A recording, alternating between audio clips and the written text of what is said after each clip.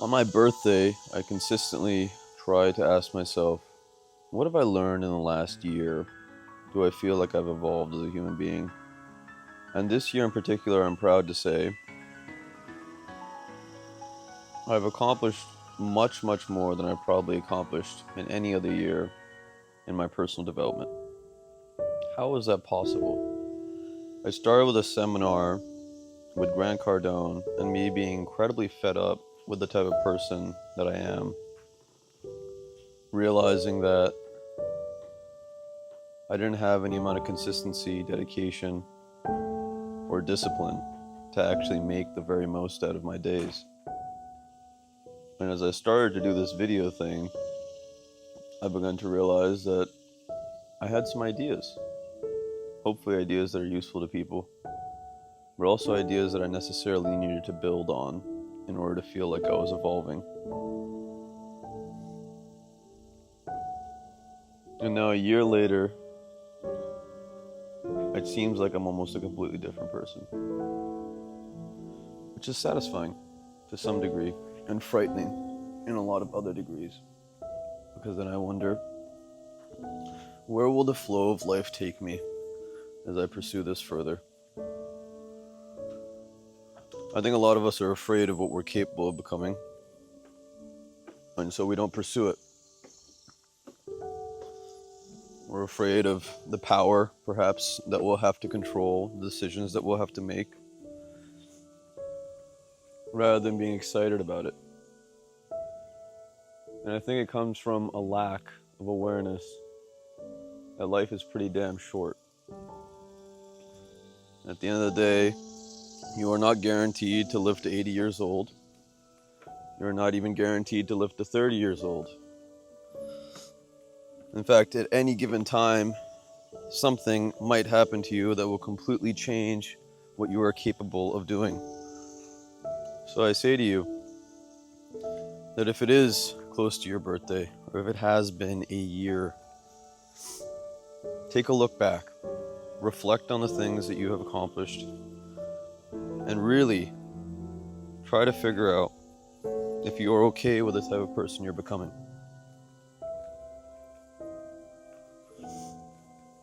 Because no one's going to do it for us, I've realized. And I tell my interns this all the time. The reality is, anything that you want to do in life needs to be done day by day, obstacle by obstacle, failure by failure. And I also tell them that it's very, very important to build in failure into the day-to-day. Put yourself in situations where failure is required in order to understand. So, where do I go from here? Well, I'm in a really pretty place with my family, hanging out in the woods, a place where I used to visit in various different geographies weekly in order to be with the source, in my estimation. The thing that makes it all contextualized, the thing that shows us the efficiency that life could bring should we decide to be more giving, to be more territorial,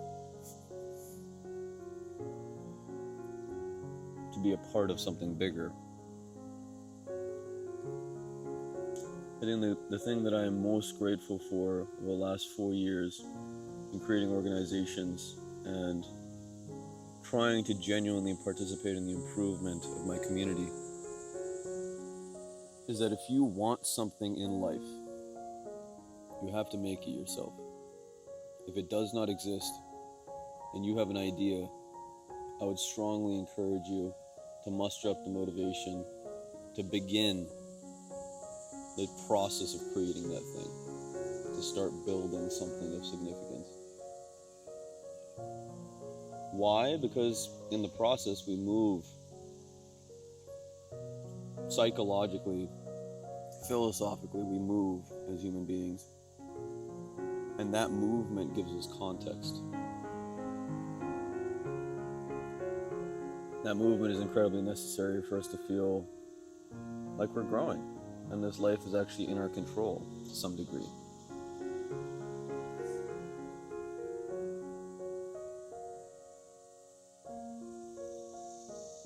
I spent a lot of time analyzing human beings in my life, myself included, but probably limited in the self-reflection, because we can only really know what we are through the philosophies and the perspectives of people that we trust. Wisdom cannot be accrued in isolation. We must have good mirrors, good walls, good ceilings, good inspirations around us to give us context for what we're trying to do. It is said that the friends that you have are the roof and the walls of your metaphorical house. So I've also spent a lot of time saying no.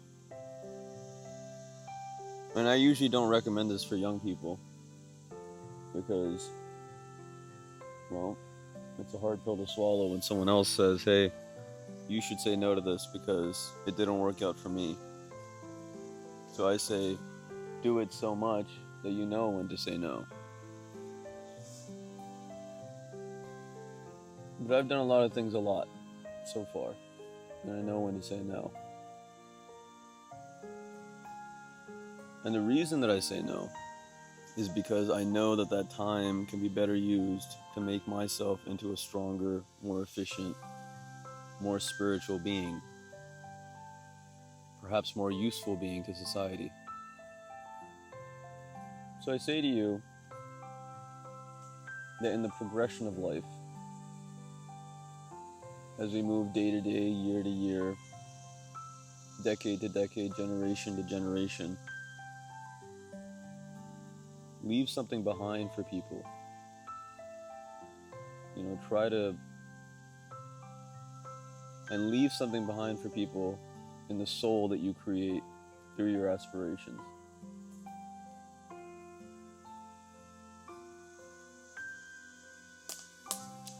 Otherwise, it's going to be hard for us to move forward. We're going to stay right here, and the very things that we create will surpass us. The things we create, I'm talking about technology in particular. It's said that for every job that the internet took away, it created 2.6 more jobs. As it turns out, as these emerging and converging technologies arise, my hypothesis is that the amount of jobs that humans will have will be exponentially increased. But our self-respect and our inspiration or our passion will determine what caliber those jobs will be. Whether or not we have the wisdom to ask the right questions is going to determine how we are going to fall in the ecosystem that we are creating for ourselves. Meaning that it might very well be a reality, not so long ago or perhaps in the distant future, that we are treated a lot like how we treat other human beings, perhaps animals, secluded with limited resources, because we did not spend the time and effort to evolve in comfort.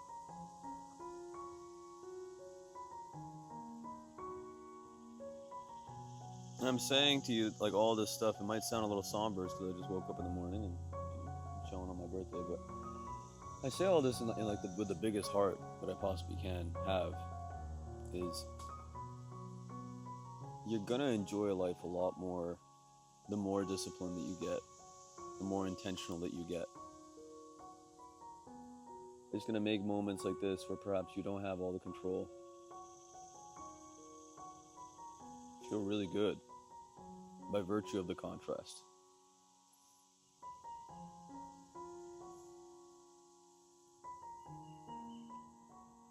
I've been investing in myself significantly as well.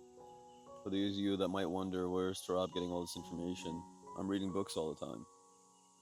Different books. I don't even pick them. It's a voting system through the book club that I have. But every single book is a book that really makes me think a little bit differently about life. Furthermore, I've invested a significant amount of my money on resources that make my dreams a reality. Perhaps equipment for the Travify network, perhaps a service that allows me to accumulate lots and lots of leads in terms of hiring and talent acquisition, so I have to go and do those interviews.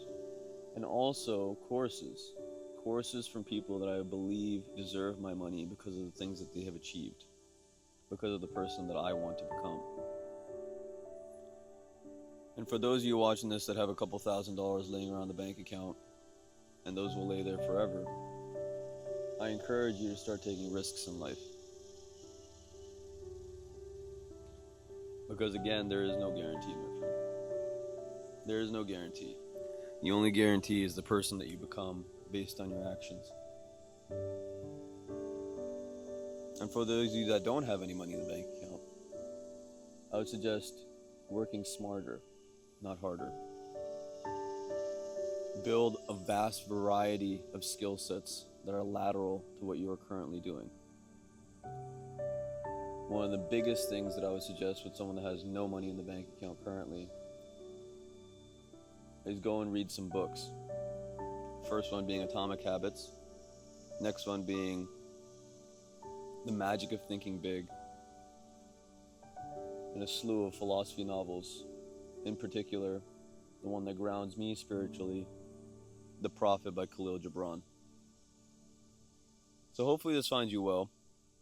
I'm 28 years old now.